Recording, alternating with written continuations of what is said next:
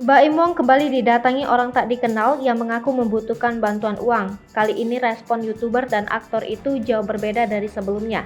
Seperti diketahui, suami Paula Verhoeven sempat viral dan dihujat saat didatangi kakek Suhut. Saat itu sikap Baim dinilai tak sopan. Memang, Baim menegaskan tak ingin membantu orang yang datang ke rumahnya. Karena itu dia sering mengunggah video orang-orang yang datang ke rumahnya meminta uang justru harus pulang dengan tangan kosong. Namun dari video yang diunggah di channel YouTube-nya, rumah Baim masih tetap didatangi orang tak dikenal. Seperti seorang ibu yang baru-baru ini datang bersama anak perempuannya. Ibu itu bahkan mengancam akan mengakhiri hidup seandainya Baim tak memberikannya uang untuk membayar kontrakan 3 bulan sebesar 1,5 juta rupiah.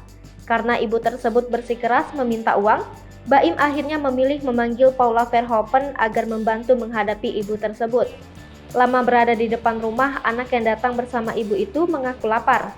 Paula kemudian mengambil makanan di dalam rumah untuk ibu dan anak itu dan akhirnya memberikan beberapa lembar uang 50 ribuan. Saat menerima uang, ibu itu melihat menghitung dan meminta lagi 500 ribu. Melihat ibu itu tak mau beranjak dari depan rumah, Baim akhirnya berpamitan untuk melanjutkan pekerjaannya. Sikap Baim tersebut mendapat pujian dari netizen.